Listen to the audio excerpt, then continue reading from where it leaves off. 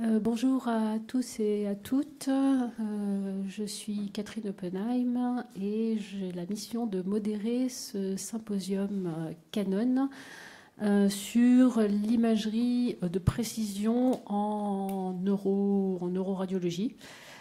On va avoir donc deux exposés, un qui va être dédié à la partie IRM et un autre à la partie scanner, avec l'exemple de l'application à l'accident vasculaire cérébral. Et donc je vais d'abord donner la parole à Benoît, alors il ne faut pas que je dise de bêtises, Benoît Doche de la Quintane, c'est ça, qui travaille au GIE R2 en Gironde et qui va donc nous montrer ce qu'on peut faire avec une IRM Canon aujourd'hui dans un centre privé. Voilà. À toi la parole. Merci. Donc, bonjour à tous. Donc, moi, je vais vous faire une présentation qui est un retour d'expérience sur de l'imagerie morphologique et fonctionnelle en neuroradio. Merci.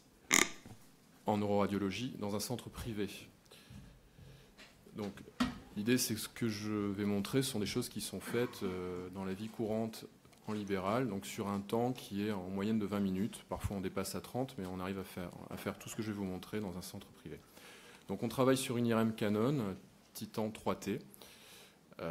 Donc, j'utilise beaucoup de séquences 3D. Les applications que je peux réaliser sont possibles grâce aux gradients élevés Saturne qui sont à 45 et qui sont nécessaires pour ces applications avancées. On a une antenne de 32 canaux, ce qui nous facilite aussi la tâche pour ces applications avancées, et notamment pour les séquences 3D. Donc beaucoup de reconstruction dans les trois plans, et aussi la possibilité de faire de reconstruction fine dans les zones d'intérêt. Et donc un temps d'examen, comme je le disais, entre 15 et 20 minutes. Donc les techniques principales que je vais utiliser, c'est du 3D MPRH, 3D Flare, des séquences susceptibilité magnétique, dont le 3D FSBB, du DTI, donc en moyenne plutôt 12 directions, parfois on monte à 30, parfois à 48, mais le plus souvent ça va être du 12. Des séquences 3D T2 que j'utilise moins, et pour l'épilepsie, puisque je fais beaucoup d'imagerie d'épilepsie, des séquences 2D, ce sont les rares séquences 2D que je fais, qui sont du Coro T2 et du Coro STIR, en haute résolution avec des coupes jointives. Donc, des exemples du 3D MPRH. Donc là, on a, ce que je vais vous illustrer, c'est la finesse de ce qu'on peut voir. On est sur le sillon central, avec le gyrus précentral et le gyrus postcentral, et donc à 3T, ce qu'on arrive parfois à voir à 1.5 maintenant aussi, mais à 3T, on voit bien que l'épaisseur du cortex au niveau du gyrus précentral est supérieure à l'épaisseur du cortex au gyrus postcentral. Donc la résolution est suffisante pour permettre de voir ce genre de détails. Donc là, on est centré sur la motricité de la main. Donc pour illustrer ça, là, c'est un patient qui était venu pour passer une IRM parce qu'il avait un déficit de la main droite suite à une chirurgie gastrique il y a 1 an. J'ai fait l'IRM sans trop y croire, et finalement, on voit qu'au niveau du gyrus précentral, dans le sillon central, dans cette motricité de la main au niveau de l'oméga inversé, on voit un petit hypersignal, qu'on a là aussi. Donc, a priori, il a bien fait un micro-AVC dans la motricité de la main qui expliquait son déficit. Et on a fait des séquences susceptibilité FSBB où on arrive à voir des dépôts d'hémosidérine dans ce même gyrus précentral. Donc, ça confirme l'impression d'une micro-ischémie dans cette zone-là. Donc, pour continuer à illustrer cette qualité d'imagerie avec ce 3D MPRH en 3 Tesla, quelques exemples d'hétérotopie nodulaire périventriculaire, où on voit très bien donc, les îlots de substance grise qui n'ont pas migré, qui sont parfaitement bien visibles à 3T. Donc, je continue sur les séquences morphologiques. Donc, le FSBB qu'on a commencé à voir, séquence susceptibilité magnétique, qui permet de faire des reconstructions MIP artérielles et mini-MIP veineux, et des reconstructions de phase qui permettent de différencier le sang des calcifications. Et on commence à l'utiliser beaucoup en post-gadolinium, et on a des résultats assez bons pour voir justement des métastases, où on fait le FSBB à la fin de l'examen, après le 3DT1 gado, par exemple. Donc c'est un exemple assez simple, où on a des calcifications dans les plexus choroïdes. Sur la séquence subtimagnétique, c'est noir. La reconstruction de phase nous permet de voir qu'on est en blanc, donc on confirme la présence de calcification. Ça, c'est un exemple de l'intérêt du FSBB, où c'était un patient qui avait eu un scanner, qui avait un cancer du poumon. Sur le scanner, on avait une prise de contraste punctiforme en frontal. Je n'ai pas les images du scanner malheureusement, mais c'était vraiment punctiforme, donc on pensait qu'il y avait possiblement une métastase. On a réalisé une IRM à 3T. On voit qu'il y a une prise de contraste, mais en 3D Tingado, elle apparaît quand même un tout petit peu plus linéaire. Le FSBB nous permet de voir que l'anomalie à l'injection ne correspond en fait qu'à une petite anomalie veineuse de développement, puisqu'on a juste une structure vasculaire. Donc on élimine le diagnostic de métastase grâce à cette imagerie à 3T. Ça, c'est quelque chose qu'on commence à faire, l'imagerie du nigrosome dans le Parkinson avec du T2 MPREG. Donc c'est l'imagerie de la queue de pie où on a le nigrosome 1 qui apparaît en hypersignal en temps normal. Donc ça, c'est un exemple de la littérature. Hein. Il est plus parlant que l'exemple que je vais vous montrer parce que ce sont des séquences qui sont en développement. Et donc là, dans un patient Parkinson, cette image de queue de pie, elle disparaît. Donc là, on a un patient normal où ici, on voit la queue de pie. Et là, on perd cette queue de pie, donc il avait un Parkinson. Donc ce patient, il ne venait pas pour faire un diagnostic de Parkinson, il venait pour chercher un syndrome de Parkinson+, qu'il n'avait pas. Et bon, on voyait, c'était intéressant de voir que finalement, l'application des séquences T2 MP2REG permettait de voir la disparition de ce nigrosome 1.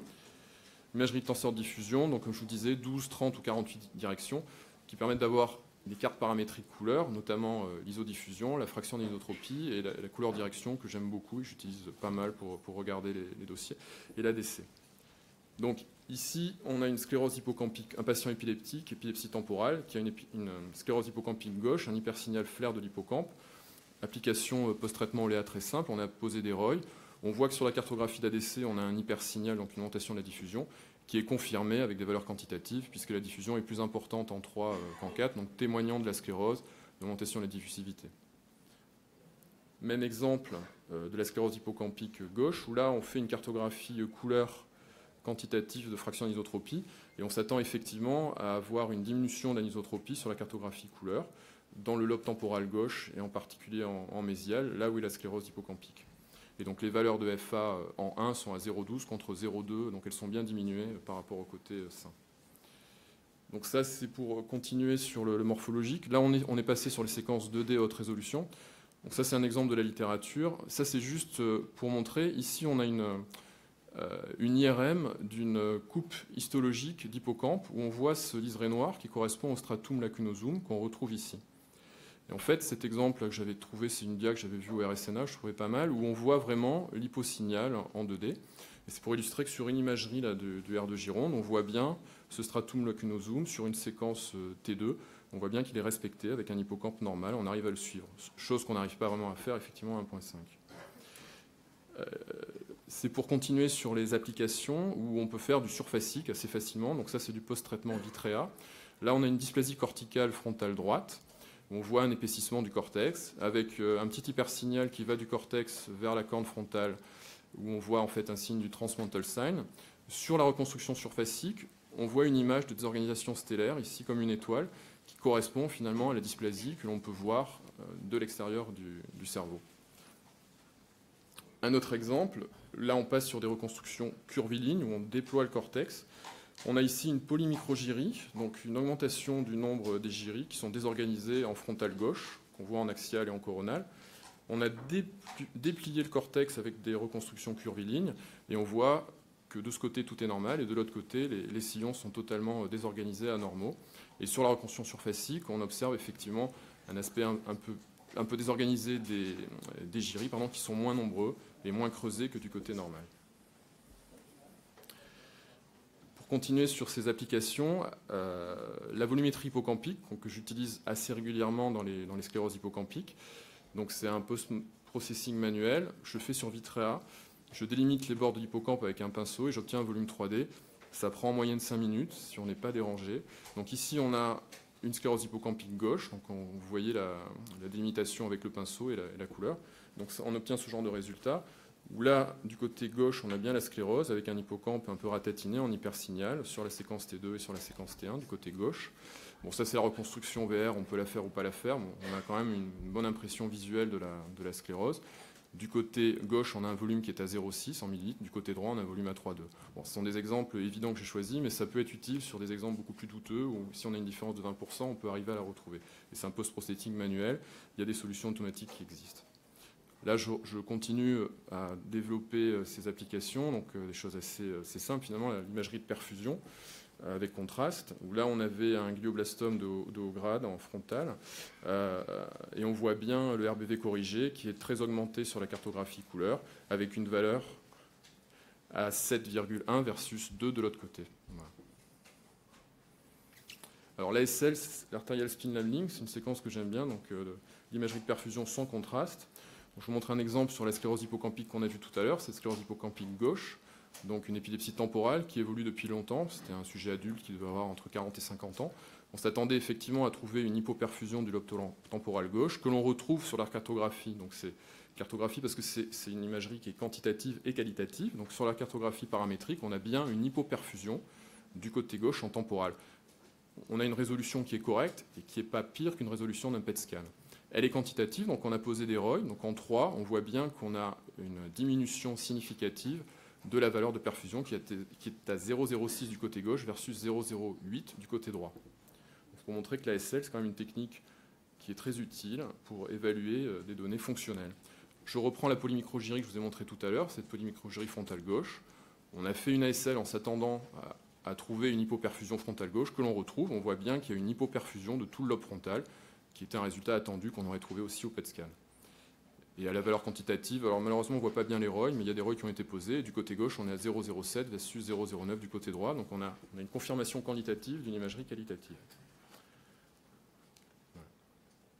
Donc après, je continue, après la perfusion, l'ASL, la spectroscopie. Donc on réalise des spectroscopies monovoxel et multivoxel.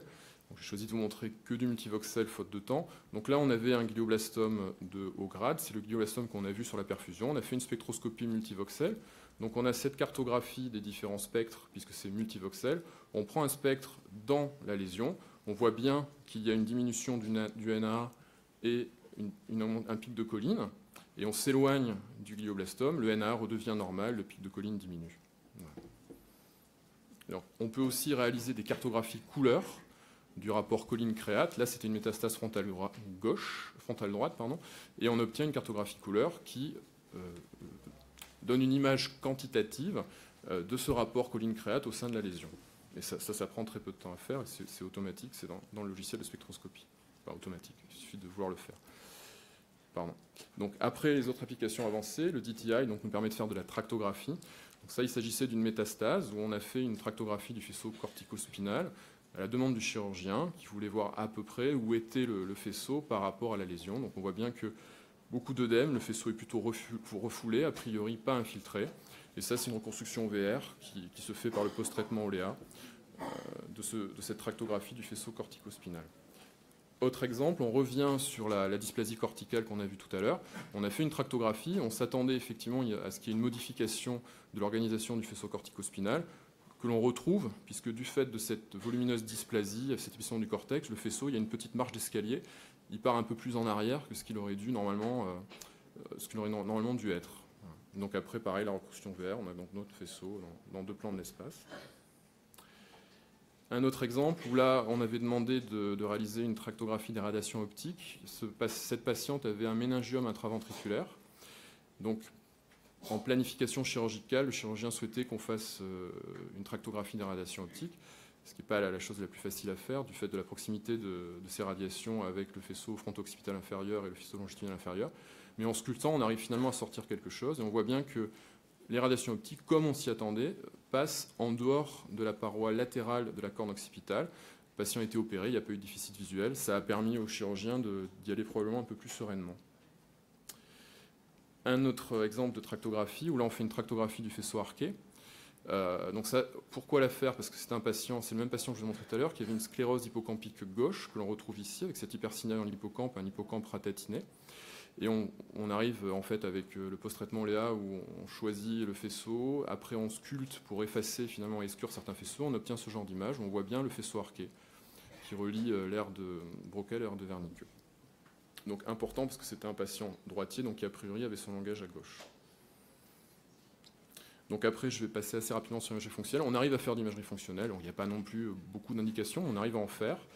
On fait de la motricité, main, langue.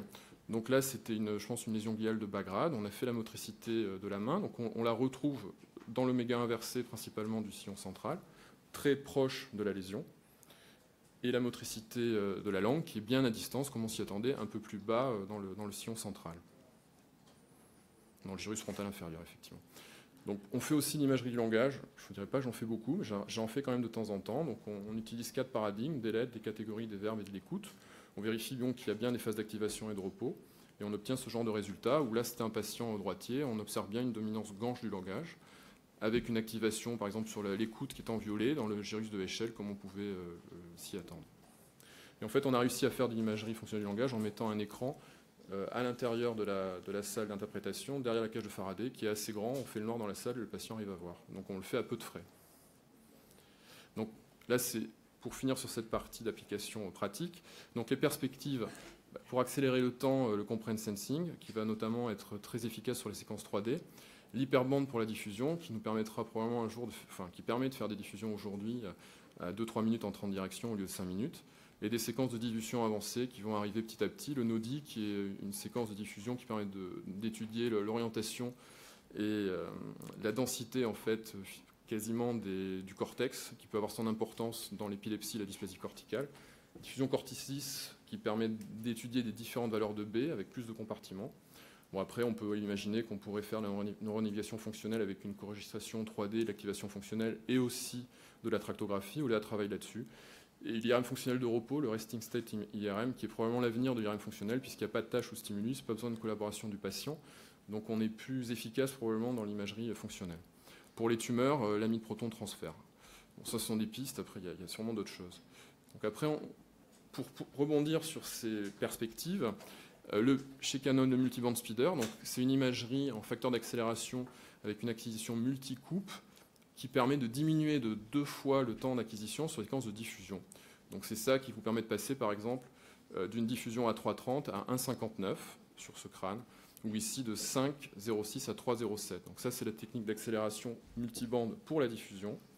Et la technique d'accélération pour les séquences 2D ou 3D, le comprehend sensing, un Core T2 en 3,23 en standard. Avec le comprehend sensing, on passe à 1,08. Donc on a un facteur d'accélération très significatif, qui vont finalement vraiment modifier le rythme de travail et surtout le rythme, la possibilité qu'on a de faire plus de séquences avancées à temps égal au final. Donc, l'autre chose qui va arriver, le deep learning reconstruction, donc, qui travaille finalement sur le signal sur bruit et la résolution. Donc le signal sur bruit idéal, on va le trouver ici. En acquisition actuelle, on va avoir cette pente, mais si on utilise du deep learning reconstruction, on se rapproche finalement d'une valeur idéale de rapport signal sur bruit. Donc on améliore la résolution. Donc un exemple, deep learning reconstruction, on effectue une soustraction sélective du bruit. Donc l'image native, c'est celle-là. La soustraction n'enlève que le bruit, elle n'enlève pas des artefacts de contour d'image, et on obtient cette image avec le deep learning reconstruction. Toutes ces images que je vous montre de deep learning, ce n'est pas des choses que je fais moi. Là, je suis en train de parler à la place du professeur Doucet et du professeur Tourdias de l'Université de Bordeaux, qui travaillent effectivement sur le deep learning, sur une IRM Canon. Donc vous voyez la qualité de ce qu'on obtient. Et ce qui est impressionnant, finalement, c'est le temps. Enfin, attends, pardon, je vais trop vite. On passe d'abord de cette image-là à cette image-là en utilisant du deep learning qui est basé sur un réseau de neurones convolué, donc c'est l'intelligence artificielle, qui est finalement une intelligence artificielle qui est basée sur en partie le fonctionnement du cerveau. Donc cette interface de deep learning permet de passer de ça à ça et d'enlever donc ce bruit. Et un autre exemple, un DTI qui est acquis actuellement en 13 minutes. Ah, pardon. Avec le deep learning, on passe, alors j'ai pas la valeur malheureusement sur la présentation que j'avais, elle était marquée. Mais enfin, on passe à moins de 5 minutes. Bon, c'est une petite image pour montrer que finalement c'est un réseau de neurones qui va par le deep learning reconstruire son propre réseau de neurones. Donc, un petit peu d'ironie à la fin. Voilà, ma présentation est terminée.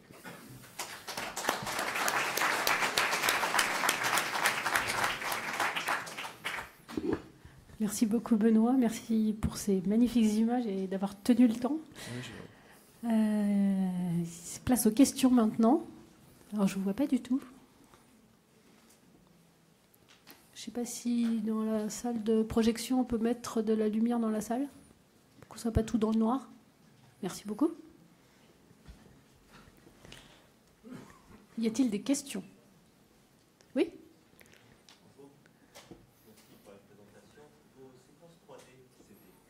Oui, c'est du sagittal. Sagittal, alors j'ai mis du temps à comprendre pourquoi, parce que j'aurais eu tendance à les faire en axial, mais il semblerait que quand on l'acquiert en sagittal, on est plus rapide que l'acquiert en axial. Donc c'est uniquement pour ça. Voilà. Je parle pas de ça. Il y a des logiciels de radiothérapie. On peut utiliser nos séquences Oui. Alors, notamment, oui, par exemple, si je fais un bilan pré-chirurgical d'une tumeur pour un chirurgien, je le fais en axial, puisqu'effectivement, il n'acceptera pas en sagittal. Et après, quand c'est pas pour ça, on va le faire en sagittal pour gagner du temps. Mais uniquement pour gagner du temps, sinon...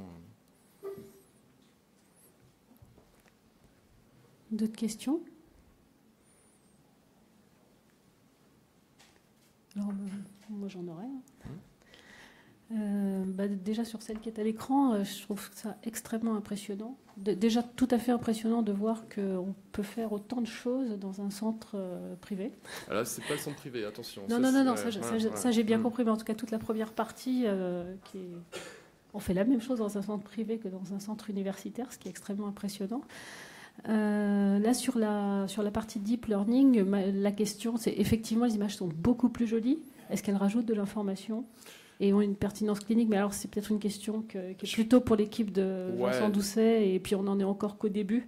Donc j'imagine qu'on n'a pas encore la réponse à cette question. En tout cas, elles sont reposantes à l'œil, elles sont... J'imagine. Alors, c'est pas tout à fait... Il me manque une dia, je sais pas pourquoi, enfin peu importe. Il y avait une dia qui était intéressante, un des messages aussi de ce deep learning reconstruction, c'est d'arriver à faire à 3 Tesla de l'imagerie 7 Tesla, en s'affranchissant des artefacts du 7 Tesla. Donc c'est vraiment un moyen finalement de voir plus avec une imagerie 3T.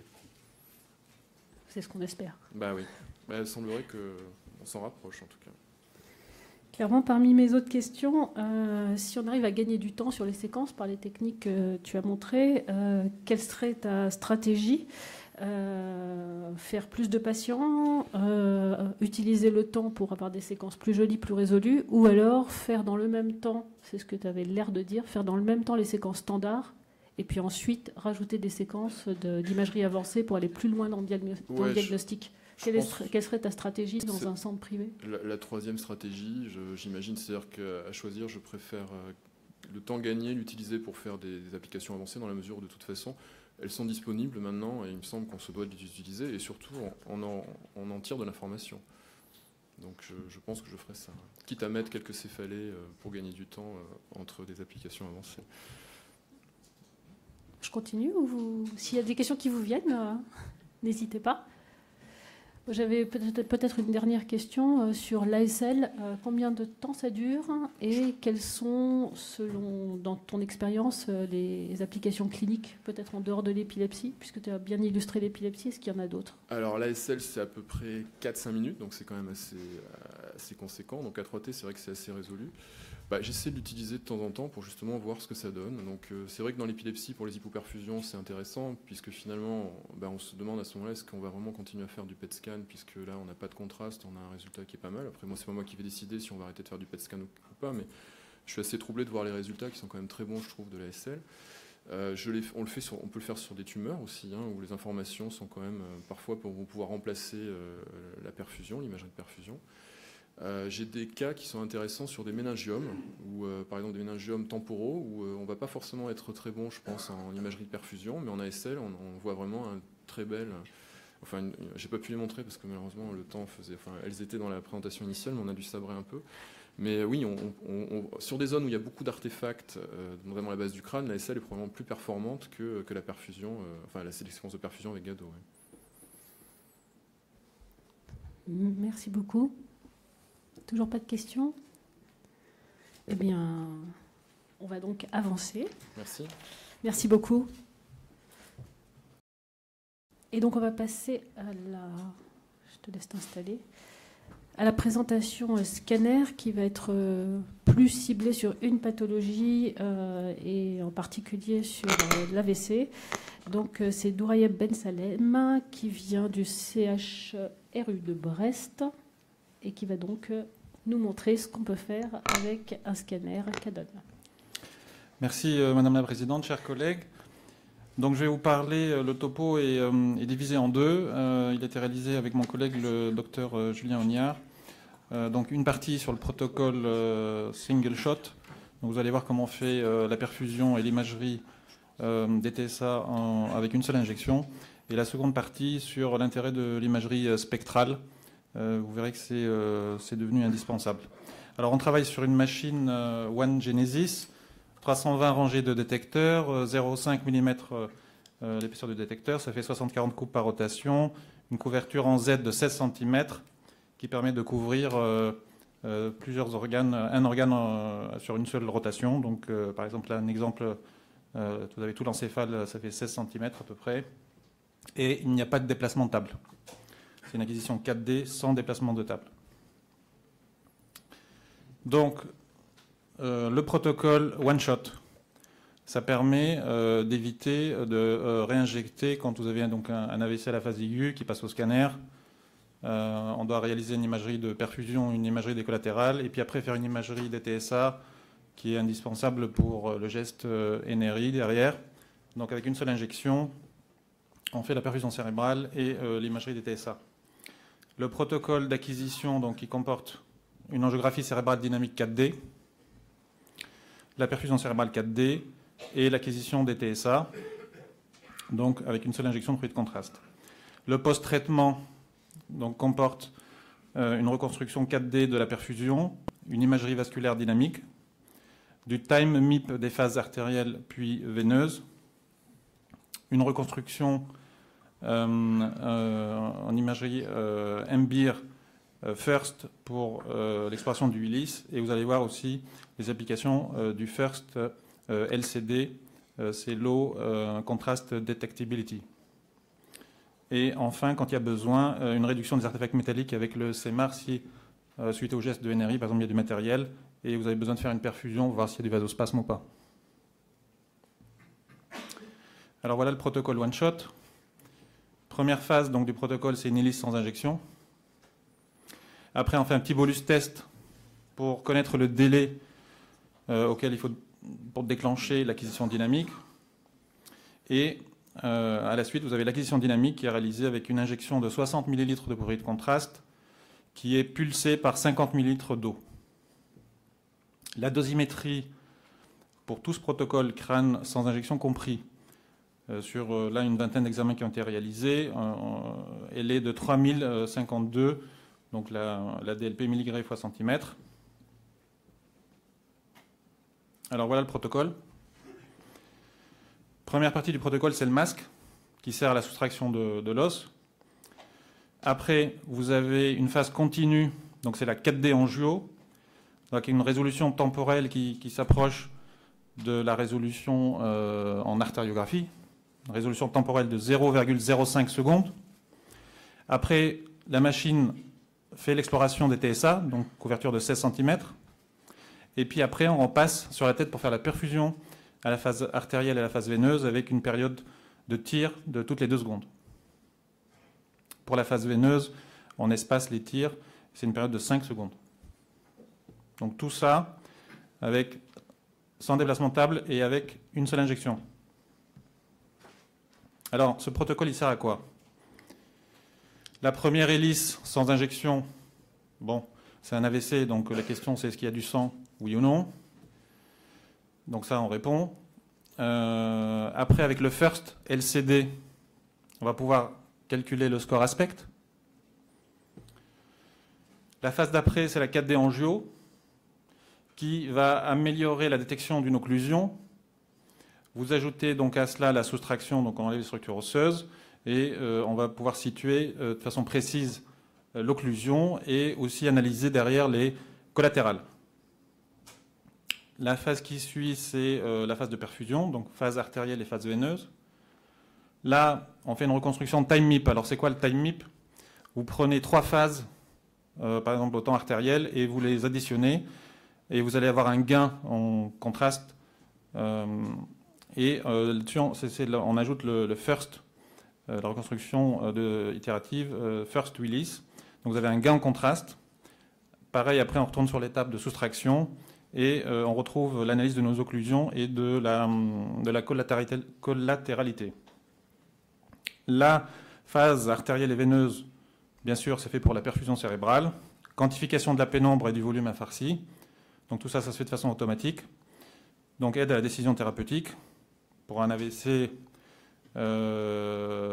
pour savoir s'il faut y aller ou pas, s'il y a encore du tissu récupérable.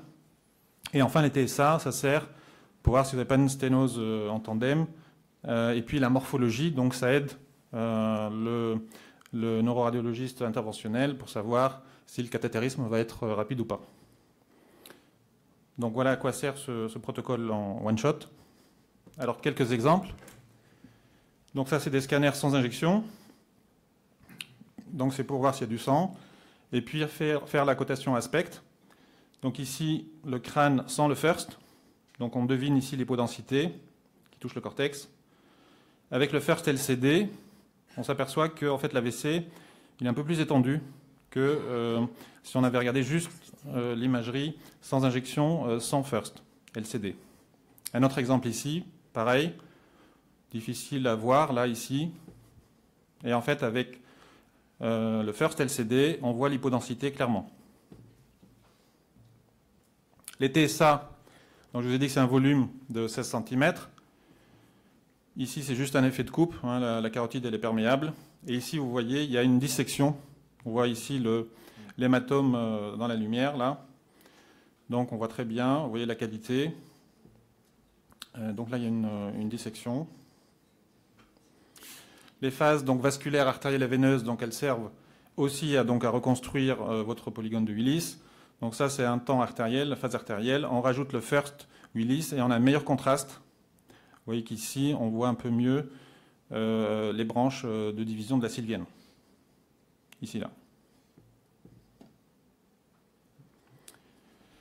Phase vasculaire, donc la soustraction, donc ça enlève les structures osseuses. Ça permet aussi de bien détecter le site de l'occlusion. Voilà un exemple de la 4D.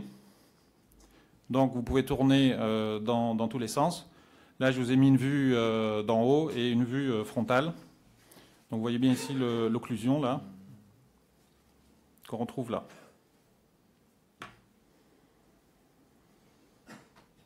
Alors, si vous voulez regarder, donc pas en 4D, juste en faisant des captures d'écran des différentes phases, on voit très bien ici le site de l'occlusion. Et puis, ici, après, on a le temps veineux. Et chez ce patient, on voit qu'il n'y a pas de collatéral.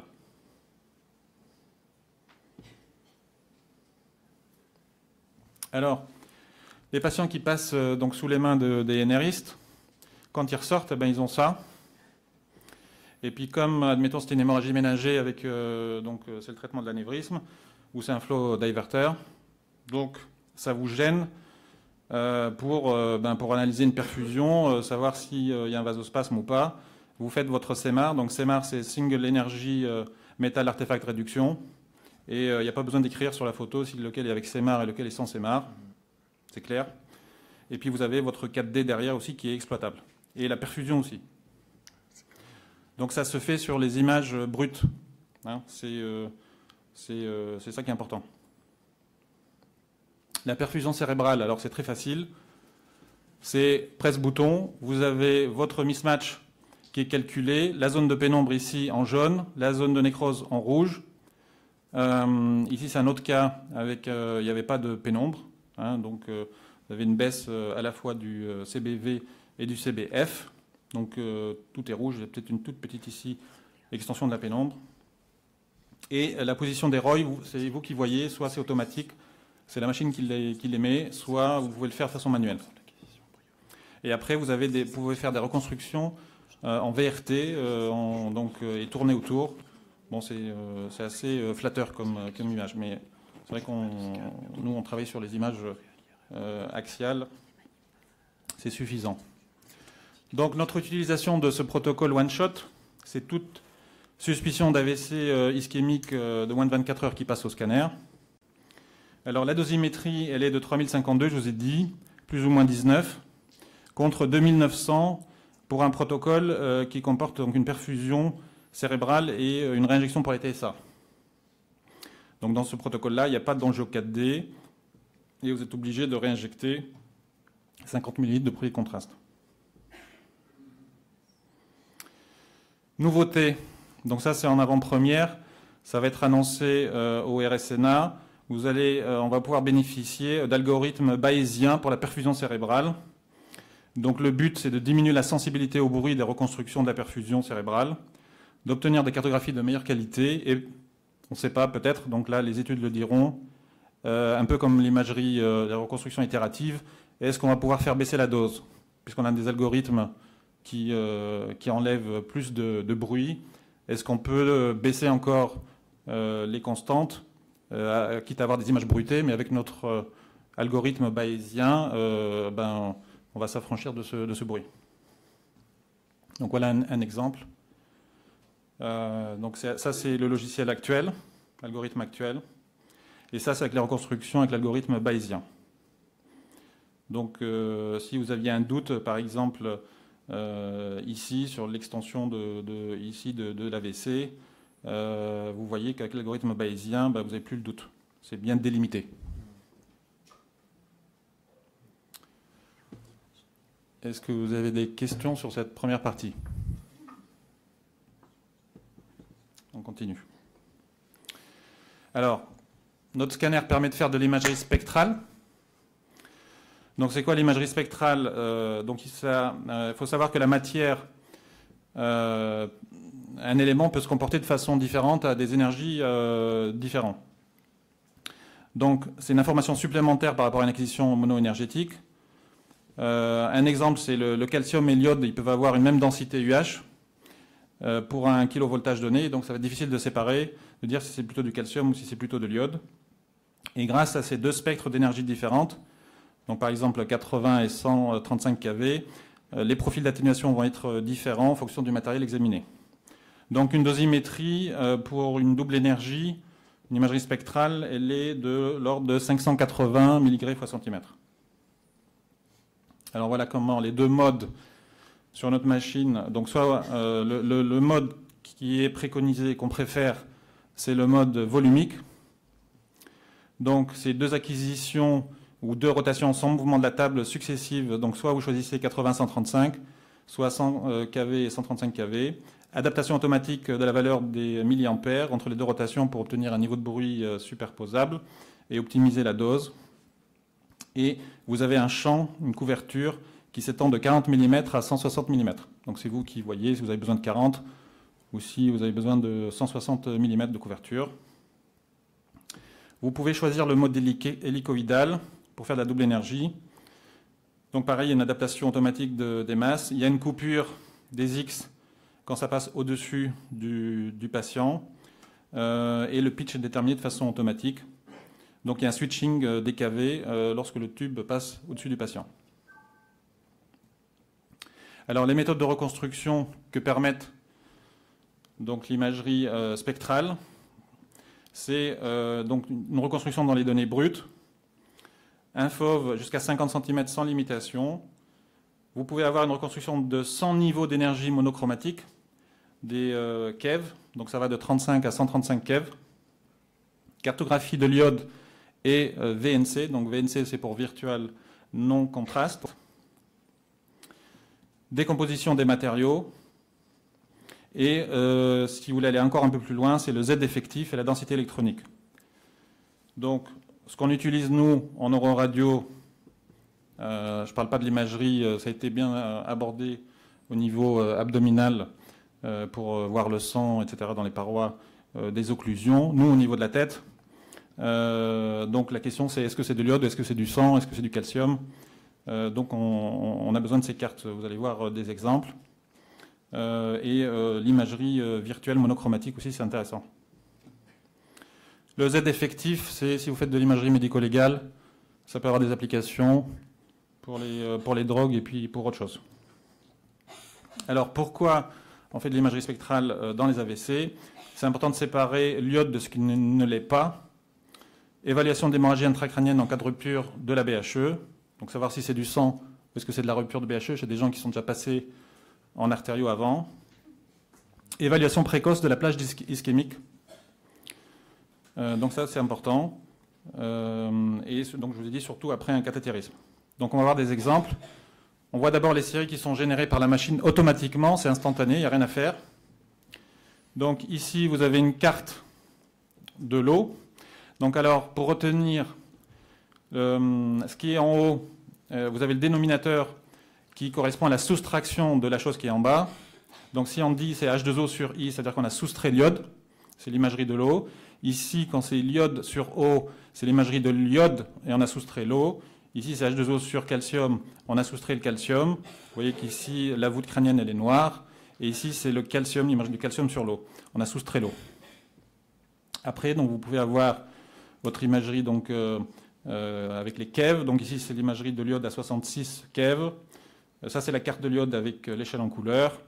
Ça, c'est les images natives à 80 et 135. Alors, on va voir quelques exemples pratiques. Donc, c'est un monsieur qui a fait une occlusion de l'artère cérébrale moyenne droite et puis qui avait aussi une sténose donc, au niveau de la carotide interne droite, sténose bulbaire.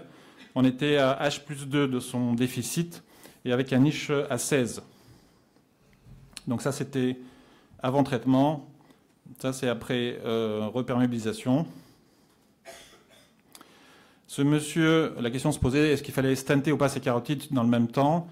Il a bénéficié d'une acquisition volumique sur le capteur plan de la table, de l'artério. Et on a ces taches. Donc c'est blanc, ici et là. Donc la question est, est-ce que c'est du sang ou est-ce que c'est juste de la rupture de la BHE? Alors à la phase hyper aiguë, il n'a pas eu de stent, pas de stent en phase hyper aiguë. Donc ça c'est le scanner, donc après il est passé sur le scan, donc un scanner non injecté mais qui a déjà eu l'injection de l'artério avant.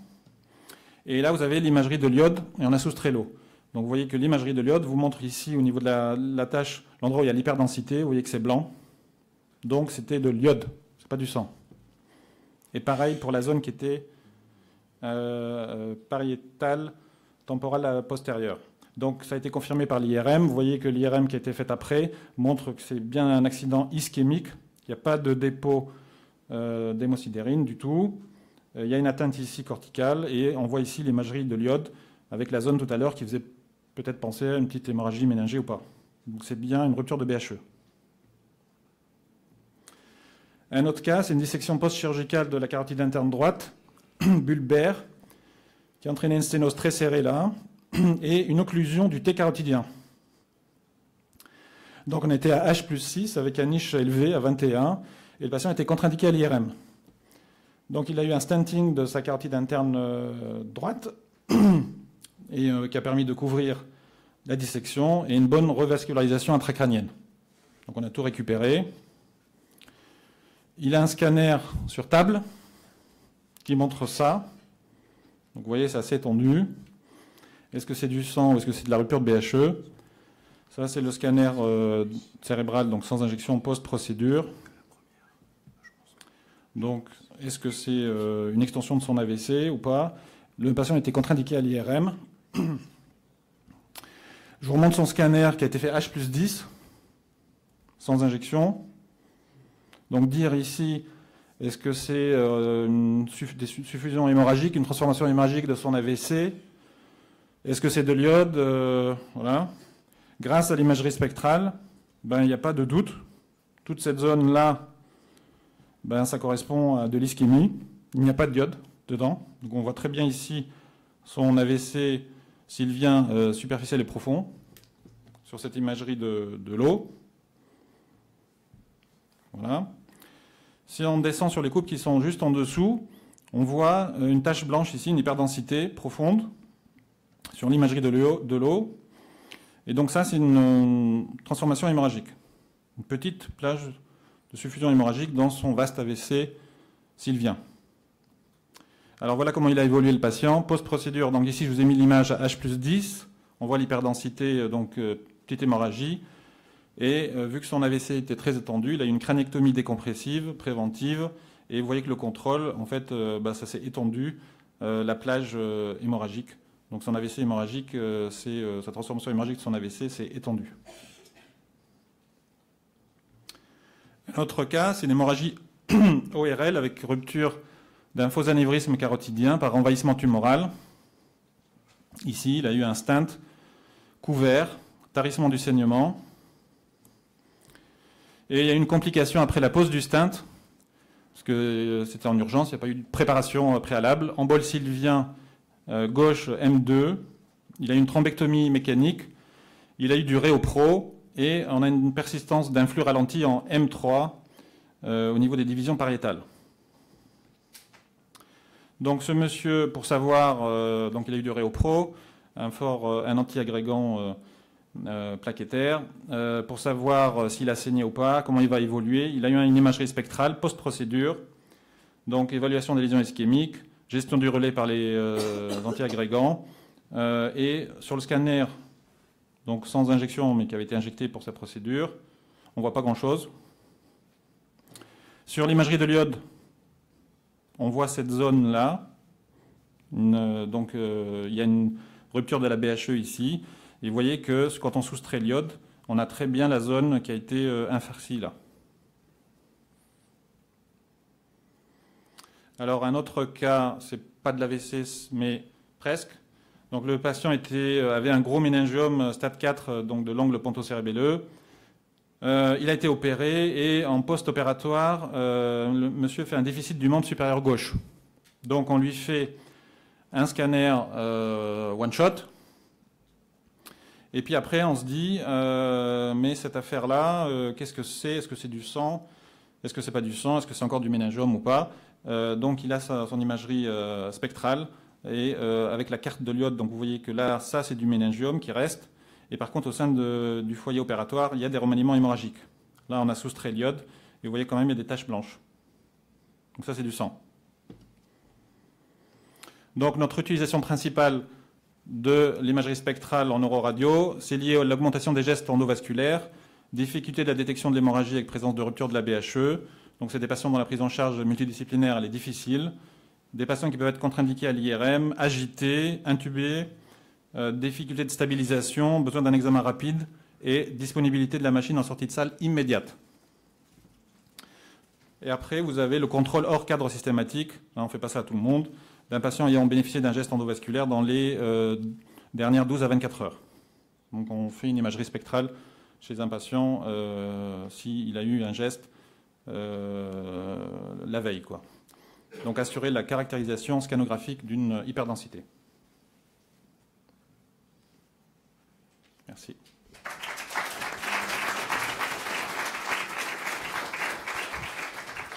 Merci beaucoup. Ouais, super. Merci pour les lumières. Est-ce qu'il y a des questions dans la salle? Alors moi j'ai deux questions idiotes, très rapides. La première, c'est est-ce que tout ce que tu as montré est faisable sur la même machine? Ah oui, oui. Okay. Tout à fait. C'est bien ce que je pensais. Ma deuxième question aussi idiote, c'est est-ce que le post-traitement est disponible directement sur la console d'acquisition ou est-ce que c'est fait sur une console déportée? Le post-traitement est fait sur la console Vitrea, donc c'est la console de post-traitement de la machine. Voilà, c'est le post-traitement qui est... Donc pour avoir le LCD et le First LCD sur le crâne, vous avez les images sans la reconstruction First, par exemple. Et puis pour avoir votre LCD, ça dure 3 minutes. Il faut attendre 3 minutes supplémentaires. D'accord. Et les post-traitements des images de perfusion que tu as montrées dans la première partie? La perfusion, c'est pareil, c'est fait sur console d'acquisition directement. Donc les manipulateurs, il n'y a pas d'intervention du médecin pour obtenir ces cartes. Alors on clique sur perfusion, c'est-à-dire on prend notre série, on clique sur l'outil perfusion et puis tout se lance, tout est fait automatiquement. Oui. Je pense que la prochaine étape, c'est il y a des logiciels qui font maintenant, pour des protocoles, qui font tout, c'est envoyé au neurologue avec le mismatch, etc. et savoir si on inclut ou pas le patient encore. Enfin, en tout cas, tout ça est extrêmement impressionnant et je pense que l'IRM a du souci à se faire dans la prise en charge de l'AVC, vu les progrès qui sont effectués en scanner, en particulier sur les imageries dynamiques, qui sont extrêmement résolues. Vous n'avez toujours pas de questions? Écoutez, je vous remercie d'avoir été aussi nombreux et je vous souhaite une bonne fin de congrès. Et merci encore pour ces magnifiques présentations. Merci.